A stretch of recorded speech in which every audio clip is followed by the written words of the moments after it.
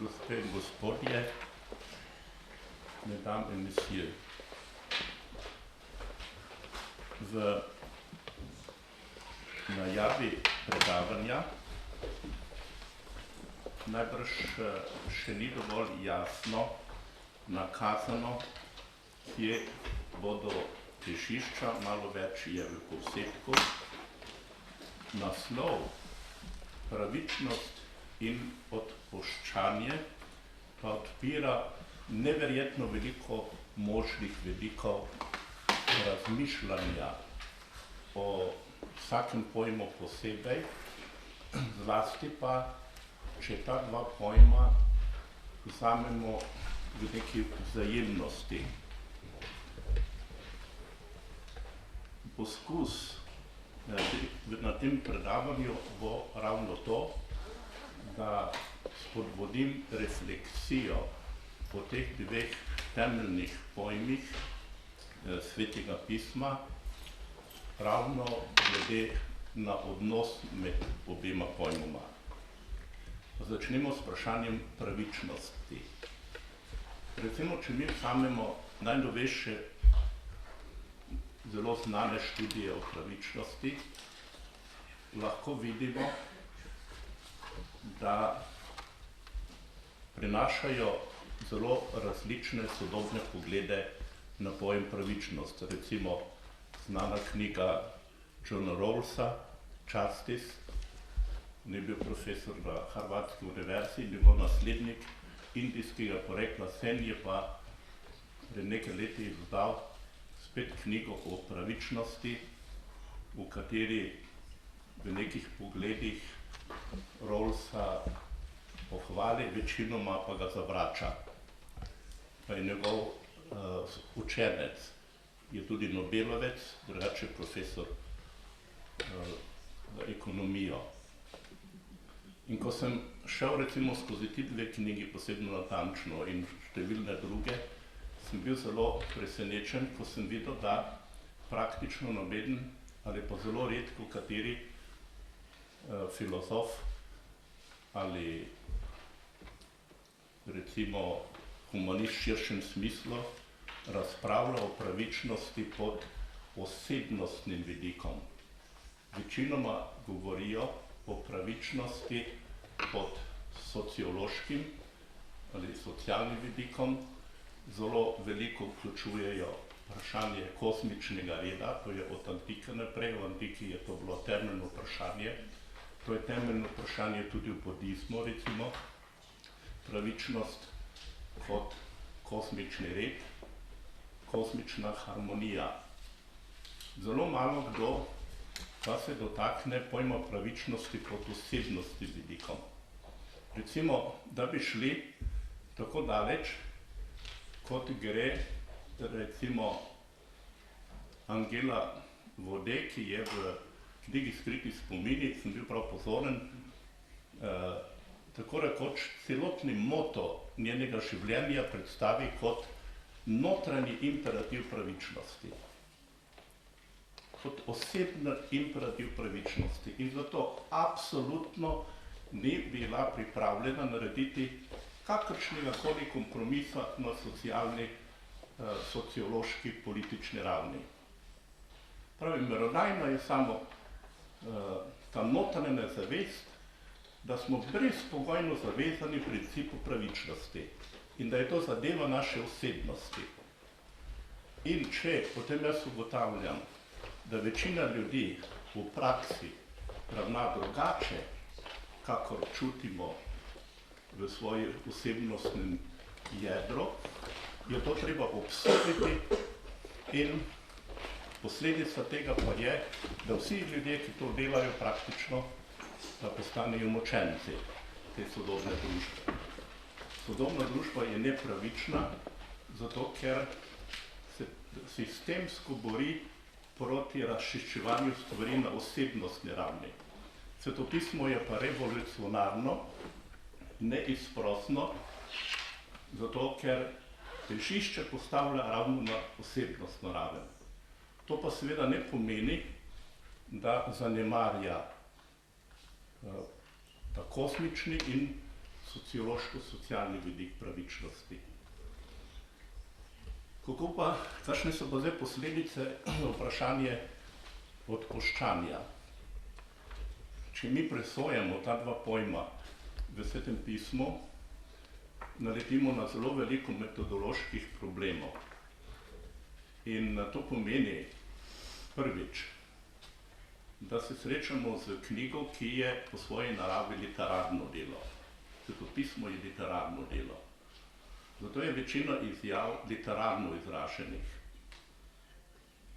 In tu imamo najrazličnejše literarne vrste, figure in podobno. In vse to je treba upoštevati, ko obravnavamo posamezne pojme. Potem seveda oba pojma lahko obravnavamo na semantični ravni. Potem gremo korak naprej, pa iščemo neko sintezo, primerjamo izjave med sabo, recimo pojme, razna mesta, in tako se kontekst širi. Za vsak takšen kontekst, za takšen pojem, kot je pravičnost, odpuščanje, zvestoba in drugi temeljni pojmi, da ne govorimo o ljubezni, ljubezen pa morda še najbolj, predpostavlja tudi sintetični uvid v celoto. To se pravi, da je zdaj eno od najpomembnejših metodoloških vprašanj pri razmišljanju vseh teh pojmov, kako široko jemljemo kontekst. In v Svetem pismu moramo torej upoštevati vse izjave. To pomeni, da šele potem, ko smo analizirali ogromno različnih tekstov, po možnosti vse tekste, ko začnemo razpravljati o nekem pojmu v čisto določenem kontekstu, ni dovolj, da ostanemo pri tistem besedilu. Kdor celo svetopismo pozna, se avtomatično začne sprehajati po celoti. In potem pride do refleksije. No in svetopismo je tudi nastajalo na ta način. Mi imamo razne izročila in zdaj vsi razlagalci Stare zaveze se bodo strinjali, da je najbolj sintetični prikaz razmerja med pravičnostjo in odpuščanjem v dveh temeljnih tekstih Pentatevha. In sicer Levitik 26. poglavje v celoti in pa Deuteronomij 28. poglavje plus 30. poglavje od 1 do 10. V teh dveh tekstih imamo takšno splošno prepričanje specialistov Stare zaveze, sintezo Pentatevha in celega Svetega pisma glede na pojem pravičnosti in odpuščanja. In seveda pod teološkim vidikom. Bog je tisti, ki je pravičen, ki izvaja pravičnost in ki tudi odpušča. In tako imamo v obeh tekstih najprej antitezo blagoslov prekletstvo, blagoslov za tiste, ki Boga sprejemajo, njegove zakone spoštujejo, in prekletstvo za tiste, ki Boga zavračajo in ne izpolnjujejo njegovih zapovedi. Drugi del, izjava ali literarni prikaz vseh posledic človekove nepokorščine do Boga, je veliko daljši, kakor je prikaz blagoslova za tiste, ki spoštujejo Božjo postavo. To je zelo zanimivo. Posebno zato, ker imamo zelo veliko paralel v Starem Bližnjem vzhodu v dveh kategorijah besedil, kjer se pojavljata antiteza, blagoslov in prekletstvo. In to so tako imenovani zakoniki, recimo eden od teh je Hammurabijev zakonik, posebno slaven, zlasti pa tako imenovani vazalske pogodbe. Ko so v Starem Orientu v različnih narodih prišli do nekega dogovora na nivoju višjega vladarja in nižjega, so sklenili tako imenovano balkansko pogodbo. To se pravi, močnejši kralj narekuje šibkejšemu pogoje. Šibkejši mora to sprejeti, podpiše, dobi pa tudi določene privilegije, zato vse določen modus vivendi in na koncu imamo seznam blagoslovov in prekletstev. Blagoslovi so obljuba za primer, ko bo šibki kralj spoštoval odredbe teh zakonov, prekletstvo pa, če ne bo spoštoval. In seveda v politeističnih religijah je to teološko obarvano. Priklicani so vsi bogovi, ki obstajajo v tisti kulturi kot priča te pogodbe in oni so potem tudi priklicani kot tisti, ki bodo sankcionirali nepokornega kralja. Zanimivost komparativnega raziskovanja Svetega pisma v okviru Starega Orienta je, da je neverjetna podobnost med bibličnimi teksti, ki zadevajo prekletstvo, blagoslov in prekletstvo, in pa tekstov podobne narave pri drugih narodih.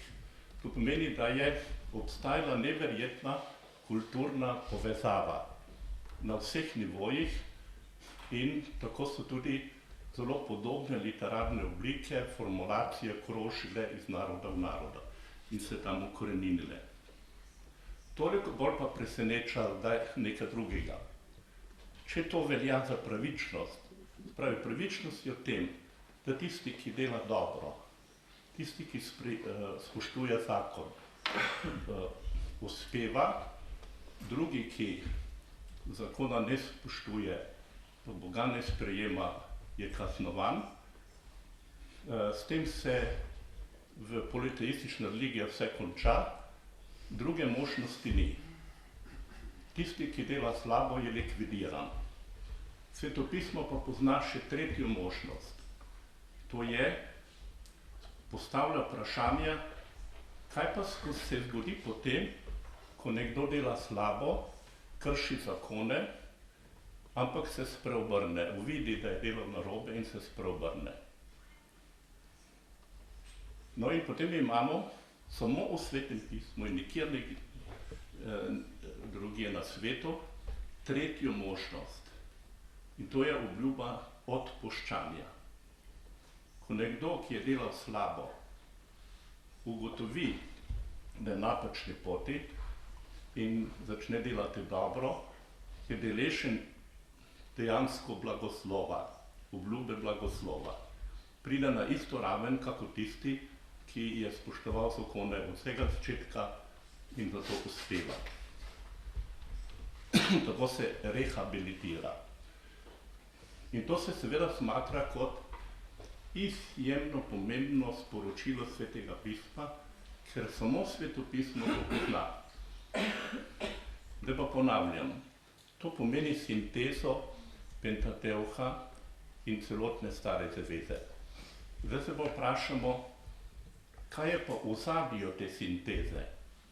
Kako je lahko do tega prišlo, da Svetopismo pozna ta tretji del, ne samo strogo pravičnost, recimo uspeh in kazen, to, kar je temeljna tema tudi modrostne literature, ampak pozna tudi odpuščanje.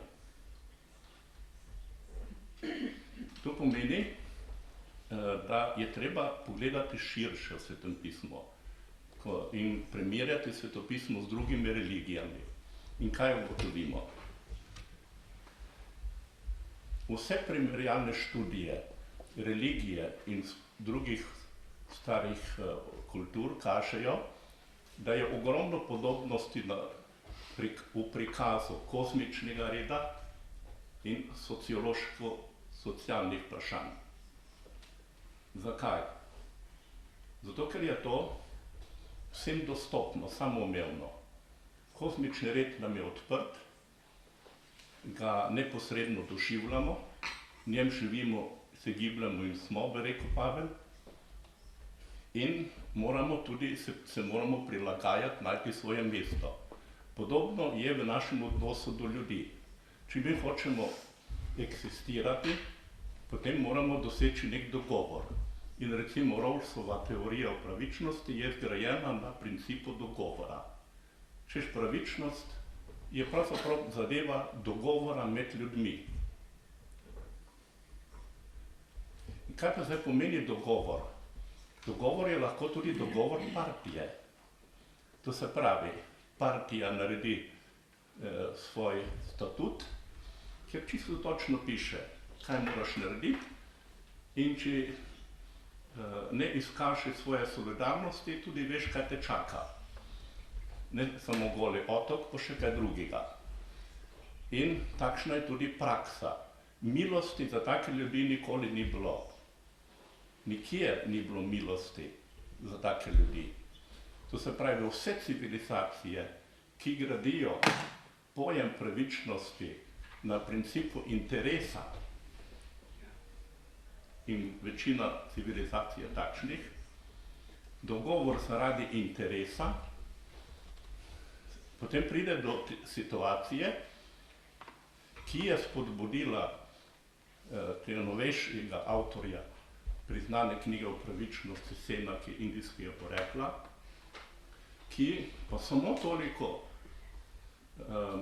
dopolni Rawlsa, pravi, ni dovolj, da se mi zavedamo, da je potreben nek dogovor, da sploh lahko eksistiramo v neki družbi. Mi moramo videti, da se dejansko dogaja krivica. In cela njegova knjiga je zgrajena na tem, da mi premalo upoštevamo, da ne obstaja samo ena kultura na svetu, ki lahko diktira pravila vsem drugim, ampak da obstaja tudi tako imenovani tretji svet, ki doživlja krivico. In ko doživljaš krivico, je treba protestirati. To je vse, s čemer je on nadgradil princip dogovora pri Rawlsu. Torej, niti sledu v bibličnem pojmu pravičnosti. Zakaj ne? Zato, ker manjka personalna refleksija in doživljanje pravičnosti. Pravičnost kot notranji imperativ, kot osebnostni imperativ. To, kar je nekdanja članica partije Vodetova izjavila, da ne prizna nobenega drugega zakona, kakor notranji zakon osebnega občutka, da smo zavezani pravičnosti. To je pa nekaj, kar večino teoretikov sploh ne zanima. Kako da tega ni? In to je zame največje presenečenje, da je stanje dejansko takšno. Kje vse pa imamo svetopismo, personalni vidik? Da imamo v Svetem pismu zelo močno zastopan kozmični vidik, vsi vemo. Praktično cela modrostna literatura temelji na tem. Če delaš dobro, če se recimo prilagajaš zakonom, tako dalje uspevaš, če jih rušiš, ne moreš uspevati in tako dalje. To je glavna teza modrostne literature. Zelo pomembno, v celem Svetem pismu imamo modrostne reke, ki gradijo na tem. In navajajo človeka temu, da je treba okolje spoštovati. Drug vidik je socialni vidik. Moj odnos do sočloveka. Biblija pa se tu že razlikuje od večina drugih kultur, ker odnosa do sočloveka ne presoja v smislu nekega dogovora, nekega modusa vivendi, ampak že na personalni ravni. To se pravi, jaz moram dobro misliti o drugem, mu dobro hoteti, ga ljubiti, ne sovražiti. Vse stvari izhajajo iz občutka našega osebnega razmerja do Boga in človeka. In to najdete v celotnem Svetem pismu v neštetih tekstih. To so različne osebne izpovedi, lahko so nekatere čisto kratke, druge daljše. En daljše besedilo, ki govori o tem, kako je treba tudi odpustiti, je recimo Ozejeva knjiga, prva 3 poglavja zlasti, ki gre za osebno izpoved, da je treba preseči neko determinacijo pravičnosti v smislu principa daj dam.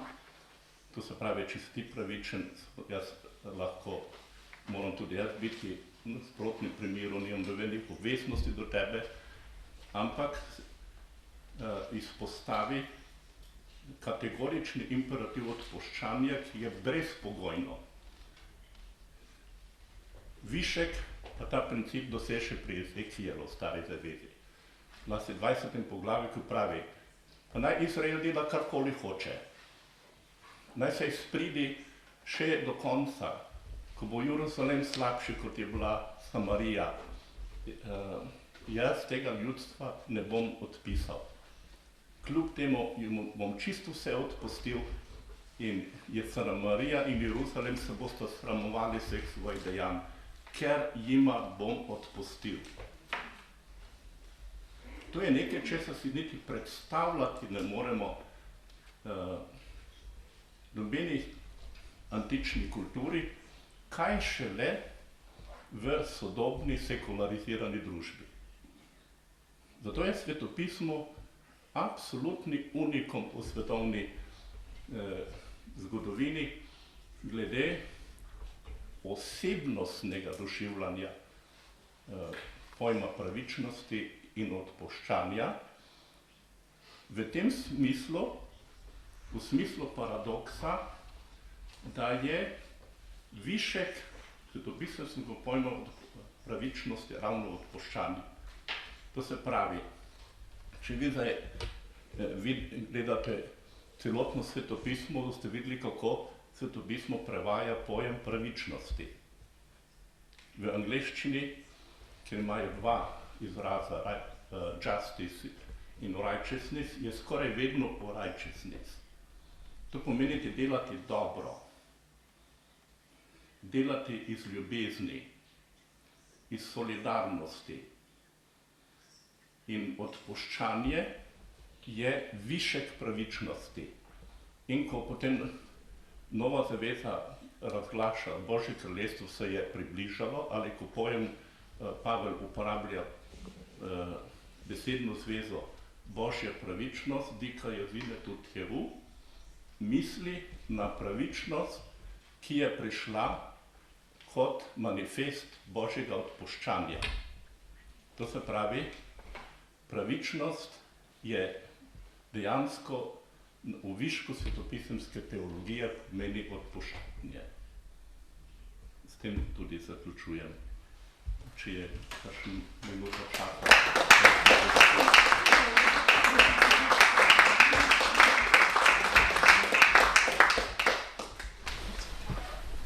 Akademiku Krašicu se lepo zahvaljujemo za to njegov rezime, njegovega pogleda na življenje, na svet, ki pomeni naše civilizacijskem trenutku pravo svežino.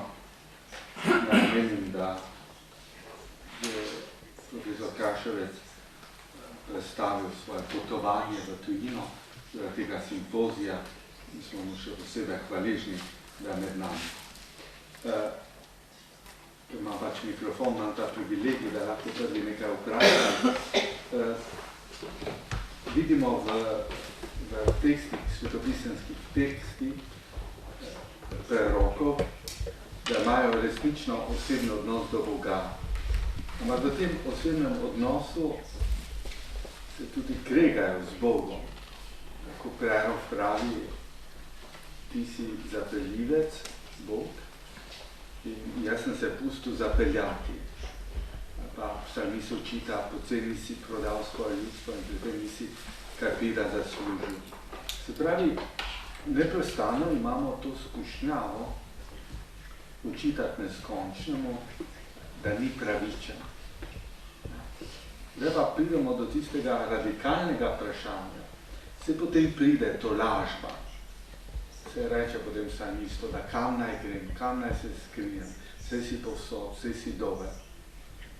Zdaj pa pride do tega ključnega vprašanja, kaj pa Bogo judovsko ljudstvo, ki pa v Auschwitzu ni imelo te tolažbe, ni imelo te, bi rekel, tega zadoščenja pravičnosti. A pridemo potem do tistega radikalnega vprašanja, ali Bog ali neskončni zahteva tudi od človeka, da odpusti, ne samo človeku, da odpusti neskončnemu. No, to je provokativno vprašanje, ampak vprašanje, ki ga narekuje naša tragična zgodovina Evrope. No, mislim, navedel zelo povedne primere. Jeremija, 20. poglavje, je zelo zanimiv primer, podobno 15. poglavje, kjer prerok očita Bogu, da ga je prevaral. V 15. poglavju, da je vrljiv potok. Ampak takoj, ko to izreče, se kesa. Temu se zaveda, da je zagrešil blasfemijo. In to ga reši, samo to ga reši. Jeremija je zato zanimiv, ker kaže, da je svetopismo tolerantno do vsakega, dokler ne pade resnično, zavestno ne odpade. To se pravi, dokler se bori z Bogom, tudi sta podoba Jakoba, ki se bori z Bogom, ni nikdar borba proti Bogu, ampak z Bogom za večjo jasnost. To je treba zelo razlikovati. Ko se človek začne boriti proti Bogu in uveljavljati za svojo ceno svoj jaz, svoj prav, potem je izgubljen. Dokler se pa z Bogom bori za neko jasnost, pa ne bo še ne vem kakšna agonija, potem je to višek svetopisemske dinamike vire. In mislim, da tega viška ni mogoče preseči ontološko. Tako je, ne?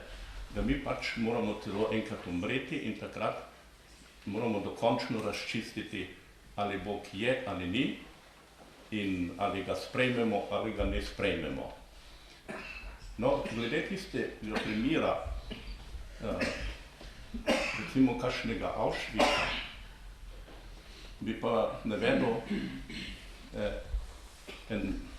izjavo nekega Juda, ki me je zelo pretresla, ko sem nekje našel pred leti citirano. Rečeno je bilo, da je izgubil čisto vse, celotno družino, najmanj 50 ljudi, vsi pomrli, on je bil zadnji v nekem taborišču. In ko preden so ga odnesli plinsko, spravili plinsko celico, je napisal na en listek. Tisti listek so našli. Verujem vate, čeprav si vse storil, da ne bi veroval. In s tem je izrazil dejansko to, kar na različne načine tudi svetopismo izpostavi.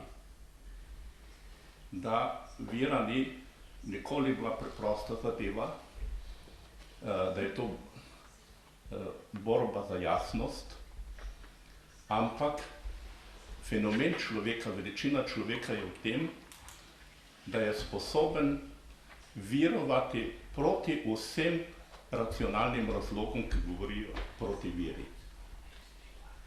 In jaz mislim, da smo mi priča v današnji civilizaciji ravno temu fenomenu, da imamo po eni strani zaklete ljudi, ki hočejo za vsako ceno biti v glavo ljudi, da Boga ni, jih zastrupiti na vse mogoče načine, da ja ne bi bili sposobni verovati, magari jih pohabiti, ampak jaz ne verjamem, da je bilo kdaj več vere v Boga, kot danes. Ampak tudi ne verjamem, da je bila vera tako zelo izpostavljena agoniji, kakor danes.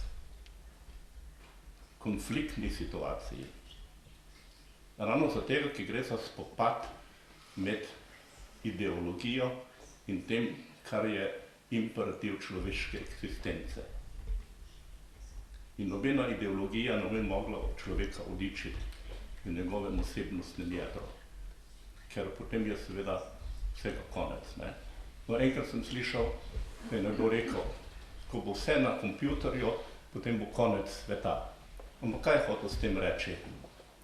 Mi lahko imamo 10 milijard ljudi več, ampak če bomo brez osebna bitja, potem je to itak že konec sveta. Tak svet ni vreden, da ga živimo. No, če ne pa še eno vprašanje, ki je zame tudi nekaj ključnega, ne?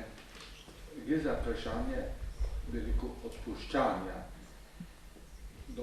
Zelo jasno ste nakazali, da je odpuščanje višek pravičnosti. Ta višek pravičnosti je popolna pravičnost in vemo, da je te popolne pravičnosti zmožen samo najvišji. Seveda, človek po genezi je Božja podoba, ampak včasih vidimo, da je tudi karikatura tega originala. Problem je tudi, ker originala ni tukaj, tudi kristjani molimo Oče naš, ki si v nebesih, se pravi, očeta ni tukaj, ne moramo primerjati sebe z originalom. No in zdaj nastane vprašanje, kako doseči to odpuščanje, če je to delo Boga, delo milosti in seveda, kako to etično zahteva odpuščanja vendar staviti v družbo. Družba temelji, ste lepo razložili, na nekem dogovoru, na socialni pravičnosti, ampak posebna individualna pravičnost je nekaj drugega. Pa vendar, veliko družba ne bo mogla iti naprej, če ne bo tudi te, da smo kaj rekel, preroške pravičnosti, se pravi, tudi odpuščanja. Kako prebuditi to odpuščanje in včasih tudi, ker nekdo ne prosi odpuščanja tisti, ki je zadal neko strahoto, a je človek res sposoben tudi brezpogojnega odpuščanja. Jaz mislim, da je glavni problem pri človeku ego. Zadnji dni sem ponovno slišal sodbo, da tudi večina ljudi, ki veruje, tudi uradno zastopa vero, da pravzaprav zapade, da večina pade na testo vlastnega jaza, tudi sposobna ukrotiti svoj lastni jaz v imenu pravičnosti, v tem najglobljem pomenu besede. No to pa jaz ne znam odgovoriti. Moram reči, da tukaj mi pamet zastane, ko vidim, da je ta jaz, ta napihnjenost človeka tako grozna. Pa bomo rekli, ja, pa danes je mogoče tako, ko imamo toliko skušnjav, ko toliko ljudi govori, da ničesar več ni nemogoče. Ko smo imeli tu simpozij 96. leta v Svetem pismu, je prišel en avstralski ekseget, ki zdaj deluje, torej Kleins v Angliji, in je na poti v Slovenijo, rekel, da se žena odpotovala preko Houstona in so se tam s astronauti pogovarjala in je nekdo rekel, besedo impossible je treba črtati. Pravi, tega ni več, vse je mogoče. Ampak jaz ne verjamem, da je zaradi teh ostudnih ošapnosti danes več razloga, da bi uveljavljali svoj jaz. Ker zdaj pogledajte staro zavezo. Psalmi so ena sama tožba, koliko da je cel svet tako rekoč se zarotil proti pravičnemu. Ali vi najdete zlepa eno sodobno pesem, kjer bi nekdo tako tožil, kakšno grozno stisko je prišel zaradi krivičnih, ki ga preganjajo. Hkrati pa ni nikjer videti, da bi kdo od teh krivičnih zanikal Boga. Celo ne vem, kakšne malike vse dela temu svojemu Bogu ali pa bogovom. Ampak ne prenese praktično pravičnega. Enostavno ne prenese. No in meni se zdelo zanimivo, ko sem na začetku svojega študija na Hebrejski univerzi naletel na eno angleško egiptologinjo, ki je ravno prišla iz Oxforda in je rekla, da starši jo želijo možgane oprati, da bi doktorirala v Oxfordu, kjer vse delala z odliko. Pravi, ona pa gre rajši za socialno delavko, ker je sita teh ošabnosti, teh profesorjev. Da tega ne more prenašati.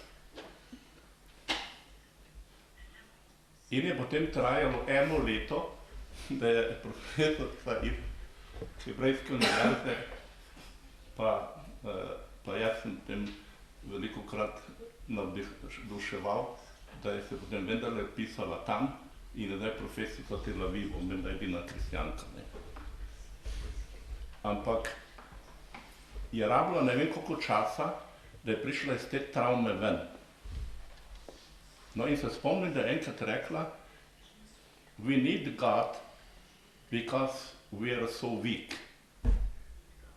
Ker smo šibki, potrebujemo Boga.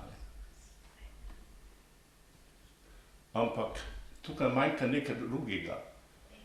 Ker smo močni za vero, potrebujemo Boga. Nič ne bi koristil, če bili smo šibki, nešljive. Mi imamo tudi sposobnost močne vere. Ampak če zdaj slišimo take izjave, da je treba za vero moliti, so najbrž neki razlogi, ampak to je vse že zadeva skrivnosti. Da nikoli ne moramo biti gotovi, da zares verujemo. Vlasti ne, koliko je naša vera čista. To je največji problem. Kdaj je naša vera že malikovanje, ki sploh nima nobene zveze več z vero. Ravno to je problem. Kdaj je naša vera čista? In zato Svetopismo preroški del Svetega pisma neizprosno zahteva, da se postavimo pred osebno Božjo razsodbo. Da ne sodimo mi sebe, pa druge, ampak da se prepustimo Božji razsodbi.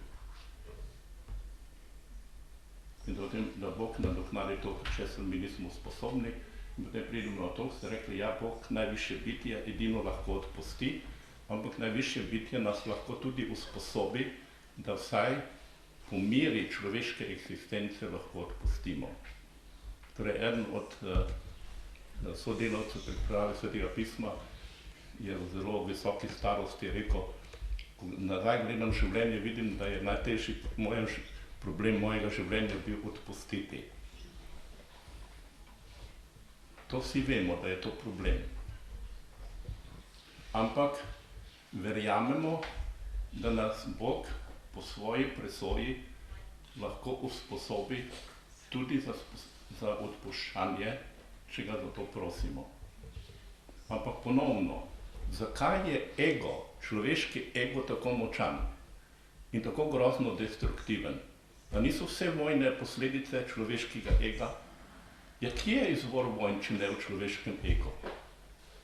Saj večina vojn čista neumnost.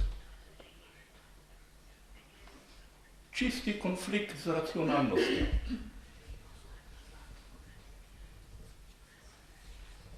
In to je vse področje, ki nam nasili, da se zamislimo, da se znova in znova zamislimo, kje smo. Hvala lepa za... Ja bi samo